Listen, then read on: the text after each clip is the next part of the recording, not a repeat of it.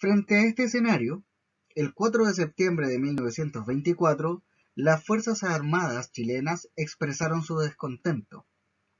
Y mientras el Senado analizaba un proyecto de aumento de la dieta o sueldo de los parlamentarios, un grupo de militares jóvenes hicieron sonar sus armas contra las graderías del Congreso. A ver, esto es un poquito más complejo. Se habían negado a subirle el sueldo a los funcionarios públicos, y eso incluye a los militares. Sin embargo, en esa sesión, en la 71ª sesión ordinaria del Senado, en menos de una hora los senadores decidieron subirse el sueldo. Eso generó la molestia de los militares. Este desacato derivó en la redacción de un petitorio en el que se exponía la voluntad de los militares de alinearse con el programa reformista del presidente Alessandri Palma. 3 días más tarde, el Congreso aprobó 16 proyectos de ley relativos a contratos de trabajo, seguros de enfermedad, invalidez y accidentes laborales, y obvio que a organizaciones de sindicatos industriales.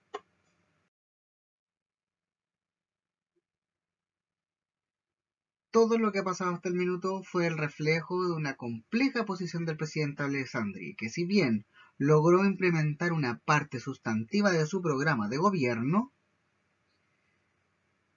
ello era fruto de la intervención de los militares, situación que pone en entredicho la institucionalidad del Estado y en particular la debida obediencia de las Fuerzas Armadas al poder civil.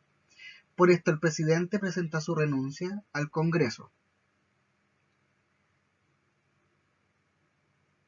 Pero esta fue rechazada y en cambio se le entregó un permiso para ausentarse del país por 6 meses. Tras su salida, una junta militar tomó el control y cerró el Congreso, es decir, esta junta militar hizo un golpe de Estado, adivinen qué día. Exactamente, el 11 de septiembre de 1924.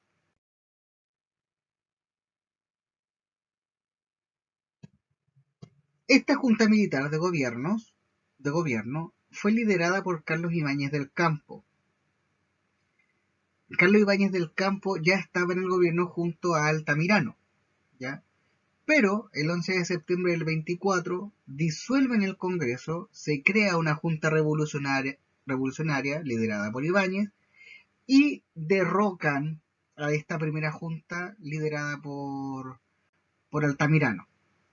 Este joven, que se le llamaba el Caballo Ibáñez, declara la lealtad al León de Tarapacá.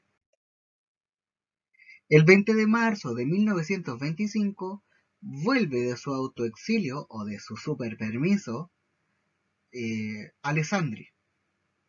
Vuelve desde Italia, ¿ya? Vuelve con nuevas ideas, sobre todo ideas que están circulando en el ambiente. Recuerden que en esa época estaba surgiendo un nuevo tipo de gobierno totalitario en Europa, sobre todo en Italia, que era el fascismo. Cuando él llega, influido en estas nuevas ideas, no reabre el Congreso y gobierna exclusivamente por medio de decreto.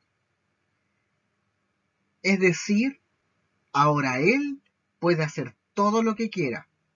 ¿Y qué es lo que hace? Crea la Constitución de 1925. Ahora, el problema es que de todos sus ministros queda con solo uno. Adivinen quién. Carlos Ibáñez del Campo. Puesto que él presiona a todos los candidatos, o sea, a todos los otros ministros, para que renuncien. Como es el único ministro que queda en el cargo, queda con todos los ministerios a su favor, y para presionar a Arturo Alessandri, él le pide que todos los decretos sean firmados por un ministro. Él es el único. Alessandri, ante esta presión, renuncia el 2 de octubre de 1925. Así se ganó la burla de la mayoría de la población, donde le decían que el general, que el León, por el León de Tarapacá, No es tan bravo como lo pintan, como podemos ver en esta imagen, donde se ve Carlos Ibáñez del Campo. Ustedes saben que yo tengo problemas de ira. Carlos Ibáñez del Campo dominando al león de Tarapacá. Una imagen muy simbólica, muy bonita, de la revista Topase de 1925. Para reconstruir la institucionalidad, la Junta Militar se había establecido en lugar de Alessandri y a partir de marzo de 1925. Cuando le pide que retomara su puesto, regresa al país con el compromiso de redactar esta nueva constitución y conseguir el retorno de los militares a sus cuarteles. Aunque en un principio la idea de Alessandri contemplaba la realización de una asamblea constituyente, fue rechazada y se reemplazó por una comisión consultiva. Si les suena el proceso actual, no me digan nada. Ahora, finalmente la nueva Carta Fundamental fue promulgada el 18 de septiembre de 1925 y su sello esencial y principal es que fue presidencialista.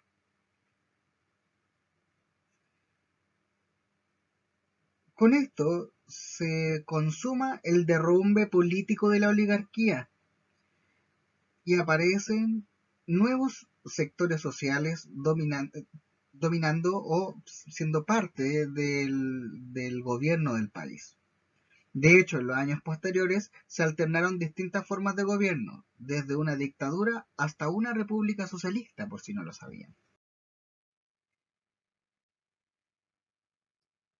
Pero para fortalecer el régimen presidencial, primero se tuvo que pasar por un periodo de inestabilidad, que fue luego de la promulgación de la Constitución de 1925, se sucede en el gobierno de 2 años Emiliano Figueroa, viene una dictadura de Carlos Ibáñez del Campo, después renuncia, y el gobierno de menos de un año de Juan Esteban Montero. Y por último, el establecimiento de una república socialista en 1932. Finalmente, este periodo inestable terminó cuando ese mismo año se convocó a nuevas elecciones presidenciales y resulta vencedor Arturo Alessandri. De nuevo, nos gusta esto de andar repitiendo caras en Chile. En el segundo gobierno de Alessandri, el presidente centra su mandato en asegurar el retorno de las Fuerzas Armadas a sus cuarteles, lograr la recuperación económica tras la Gran Depresión, cuyas repercusiones conocerás más profundamente en las siguientes clases, e imponer el orden constitucional, a pesar que durante sus gobiernos las medidas represivas fueron un constante. Por eso es que Violeta Parra en la canción, en una canción dice: el león es asesino en toda generación. ¿Ah? Por Alessandri Palma y por su hijo, que también hablaremos de él. Bueno, así llegamos a los gobiernos radicales. Durante la década de 1930, el auge de los movimientos totalitarios y fascistas en Europa volvió a cambiar el escenario político chileno y mundial, e influyó mucho en la política chilena, puesto que se creó un Frente Popular. Este Frente Popular agrupa a todas las fuerzas democráticas y progresistas que se opusieran al fascismo y promovida desde el Partido Comunista. Así, en 1936, comunistas, socialistas y radicales, junto con la Confederación de Trabajadores de Chile, forman esta coalición y levantaron la candidatura del del segundo mejor presidente de Chile, Pedro Aguirre Cerda, profesor de castellano. Con la victoria de este se inició un periodo de 14 años en el que gobernaron distintas coaliciones políticas lideradas por el Partido Radical. Fue una etapa de grandes complejidades políticas, en la cual los partidos de todas las orientaciones debieron convivir y desarrollar juntos las tareas de gobierno, concentrados especialmente en la recuperación económica luego de la crisis del 29.